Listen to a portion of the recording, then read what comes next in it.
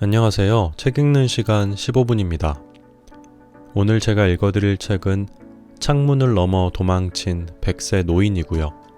저자는 요나스 요나손, 출판사는 열린 책들입니다. 이 책의 목차는 없습니다. 그럼 처음부터 읽어드리도록 하겠습니다. 2005년 5월 2일 월요일, 그가 좀 더 일찍 결정을 내려 남자답게 그 결정을 사람들에게 알리는 것이 좋지 않았을까 생각할 수도 있으리라. 하지만 알랑 칼소는 행동하기 전에 오래 생각하는 타입이 아니었다. 다시 말해 노인의 머릿속에 그 생각이 떠오르자마자 그는 벌써 말름 셰핑 마을에 위치한 양로원 1층에 자기 방 창문을 열고 아래 화단으로 뛰어내리고 있었다. 이 고개에 가까운 동작으로 그는 약간의 충격을 받았다. 사실 조금도 놀라운 일이 아니었으니 이날 알란은 100살이 되었기 때문이다. 그의 100회 생일을 축하하는 파티가 양로원 라운지에서 1시간 후에 시작될 예정이었다. 시장도 초대되었고 한 지역 신문도 달려와 이 행사를 취재하기로 되어 있었다. 지금 노인들은 모두 최대한 멋지게 차려입고 기다리는 중이었고 성질머리 고약한 알리스 원장을 위시한 양로원 직원 일동도 마찬가지였다. 오직 파티의 주인공만이 불참하게 될 거였다. 2005년 5월 2일 월요일, 알랑 칼소는 양로원 건물을 따라 길게 뻗은 펜지꽃 화단 한가운데 우두커니 서서 잠시 망설였다. 그는 밤색 재킷과 밤색 바지 차림이었다. 발에도 같은 색 펠트 슬리퍼를 신고 있었다. 우아함과는 거리가 먼 꼬락선이었지만 이 세상 그 누가 나이 100살이 되어도 우아한 모습으로 남아있을 수 있다고 장담할 수 있으랴. 그는 자신의 100회 생일 파티를 피해 도망치는 중이었다. 이 또한 그 나이에는 희귀한 일이었으니 그 나이까지 이른다는 사실 자체가 흔치 않은 까닭이다. 알란은 자기 방에 다시 기어 올라가 신발을 신고 나오는 게 어떨까 하고 얼핏 망설였다. 하지만 재킷 안주머니 속에 지갑이 불룩하게 만져지는 느낌에 이대로 떠나도 괜찮겠다는 생각이 들었다. 게다가 알리스 원장이 누구인가? 알란이 어딘가에 술병을 숨겨놓으면 귀신같이 찾아내는 범상치 않은 육감의 소유자가 아닌가. 어쩌면 지금 뭔가 이상하다는 느낌에 벌써 그의 방 안을 빙빙 돌며 코를 킁킁대고 있을지도 모른다. 내친김에 그대로 튀어버리는 편이 나았다. 화단에서 빠져나올 때 그의 두 무릎은 음산하기 그지없는 삐걱대는 소리를 냈다. 그의 기억으로는 지갑 속에 100크로나짜리 지폐 몇 장이 들어있었다. 앞으로 도망다니며 지내야 할 터인데 이걸로 충분할까 하는 생각도 들었다. 고개를 돌려 양로원을 마지막으로 한 번 더 쳐다보았다. 불과 몇 분 전까지만 해도 그곳이 이 땅에서의 마지막 거처가 되리라 생각했었다. 하지만 상관없었다. 꼭 여기서 죽어야 한다는 법이라도 있는가? 다른 때, 다른 곳에서 죽는다고 하여 문제될 게 없지 않은가? 백세 노인은 오줌 슬리퍼를 질질 끌면서 길을 떠났다. 먼저 공원을 가로지은 다음 평소에는 아주 조용한 이 마을을 가끔씩 떠들썩하게 만들곤 하는 놀이장터가 서는 널찍한 공터를 지났다. 그렇게 몇백 미터 정도 걸은 알란은 이 고장의 큰 자랑거리인 중세 교회당 뒤편에 있는 한 무덤 위에 털썩 주저앉았다. 무릎을 조금 쉬게 해줄 필요가 있었기 때문이다. 이 동네 사람들은 그리 열렬한 신자는 아닌 편이라서 이곳이라면 잠시 호젓한 시간을 가질 수 있을 터였다. 그는 지금 자신이 엉덩이를 깔고 앉은 묘석 아래에 누워있는 헨닝 알고트손이라는 사람이 자신과 같은 해에 태어났다는 사실을 발견하고는 재미있다는 표정을 지었다. 하지만 이 헨닝이라는 친구는 그보다 자그마치 61년이나 먼저 세상을 떴다. 보다 호기심이 많은 사람이라면 헨링이 왜 39밖에 안 되는 나이로 죽어야 했을까 하는 궁금증에 사로잡혔으리라. 하지만 알란은 그것이 산 사람이든 죽은 사람이든 쓸데없이 남의 일에 끼어드는 성격이 아니었다. 지금까지 늘 그래왔고 앞으로도 그럴 것이다. 그는 자기가 저 양로원에 웅크리고 앉아 이제 그만 죽어야지라고 되낸 것은 잘못이었다는 생각이 들었다. 비록 몸뚱이는 늙어서 삭신이 쑤실지라도 알리스 원장에게서 멀리 벗어나 실컷 돌아다니는 일이 이 친구처럼 6자 땅 밑에 누워있는 것보다는 훨씬 재미있지 않겠는가? 이렇게 생각한 100회 생일 파티의 주인공은 무릎의 통증에도 불구하고 몸을 일으켰다. 그는 헨링 알고트손에게 작별을 고한 다음 이 대책 없이 시작된 도피 행각을 계속해 나갔다. 알란은 남쪽 방향으로 공동묘지를 가로질러 걸은 끝에 어느 야트막한 돌담에 가로막혔다. 채 1미터도 안 되는 높이였지만 알란은 100살 먹은 노인 내지 높이뛰기 챔피언이 아니었다. 돌담 저편에는 말름 셰핑의 버스 터미널이 있었다. 그때야 노인은 자신의 후들거리는 두 다리가 자신을 아주 유용한 장소일 수도 있는 저곳으로 데려가고 있다는 사실을 깨달았다. 지금부터 아주 오래전 그는 히말라야 산맥을 넘은 적이 있었다. 정말이지 장난 아니게 힘들었다. 알란은 그와 터미널 사이를 가로막은 마지막 장애물이라 할 수 있는 이 돌담 앞에서 그때의 일을 골똘히 생각해봤다. 얼마나 골똘히 생각했던지 돌담이 조그맣게 줄어드는 것처럼 느껴졌다. 돌담이 최소한의 크기로 줄어들었을 때 알란은 그의 나이와 빌어먹을 무릎에도 불구하고 그것을 기어오를 수 있었다.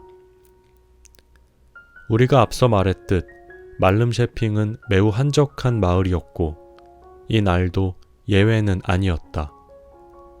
도망쳐 나온 우리의 주인공은 자신의 100번째 생일을 축하하지 않기로 작정한 이후 지금까지 아무와도 마주치지 않았다. 그가 슬리퍼를 질질 끌며 비척비척 역사로 들어갔을 때 대합실은 텅 비어있는 것처럼 보였다. 대합실 중앙에는 벤치 몇 개가 등을 맞대고 두 줄로 늘어서 있었는데 하나같이 비어 있었다.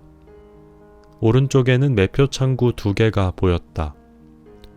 그중 하나는 닫혀 있었고 다른 하나에는 몹시 왜소한 체구에 콧등에는 동전만한 둥근 태 안경을 걸쳤으며 한 가닥 남은 머리칼은 대머리를 감추려고 정수리로 정성스레 끌어올린 제복 차림의 남자가 앉아 있었다.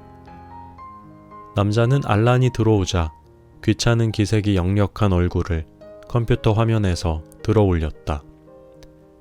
승객들이 너무 많이 몰려든다고 느끼는 모양이었다.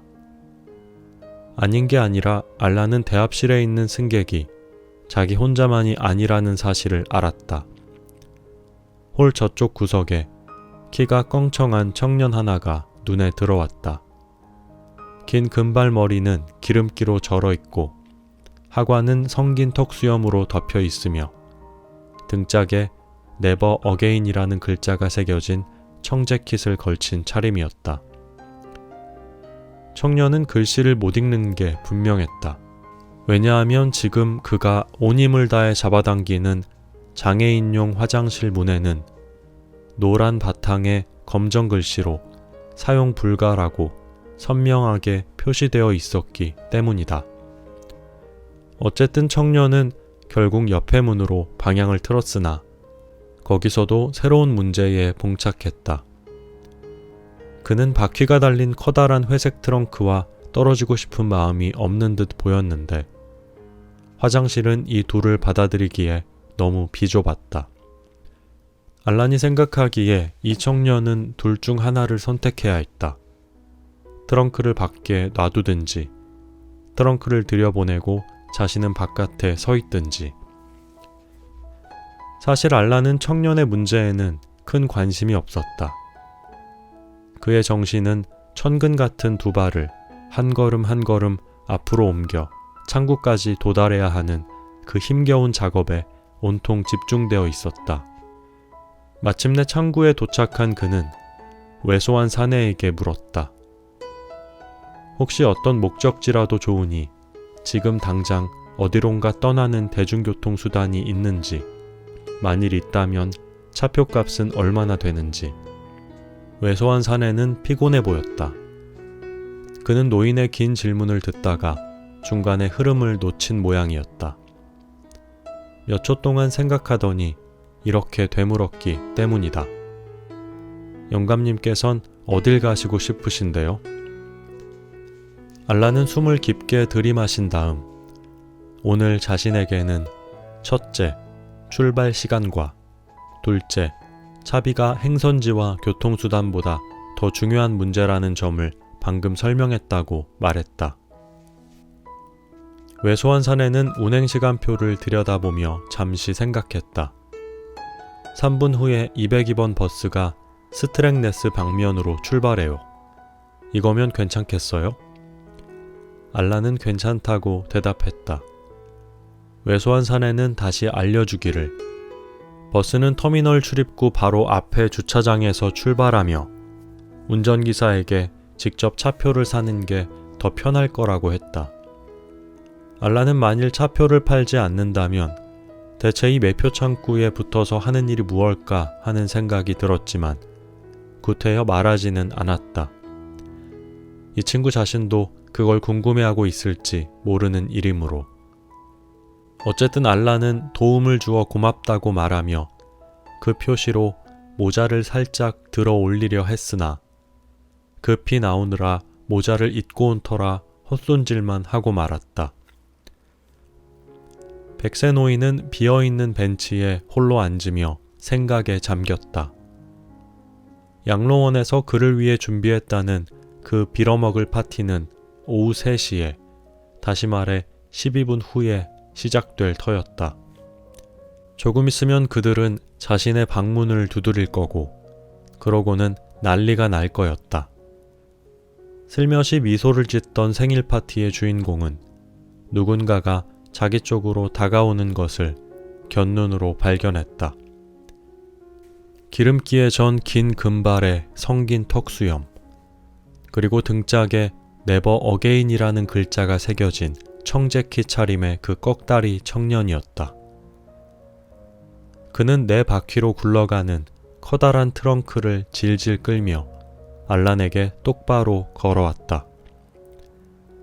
알란은 이 장발의 친구와 몇 마디 나누게 될 가능성이 크다는 걸 직감했다.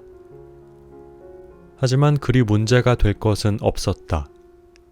요즘 젊은 친구들이 어떤 생각을 하는지 알아보는 것도 흥미로울 테니까. 과연 짤막하나마 대화를 나누었다. 청년은 알란에게서 몇 미터 떨어진 곳에 걸음을 멈추고 잠시 그를 훑어보더니 이렇게 말했다. 어이. 알란은 청년도 좋은 오후를 보내길 바란다고 상냥하게 대답하고는 자신이 뭔가 도와줄 일이라도 있느냐고 물었다. 바로 그거였다.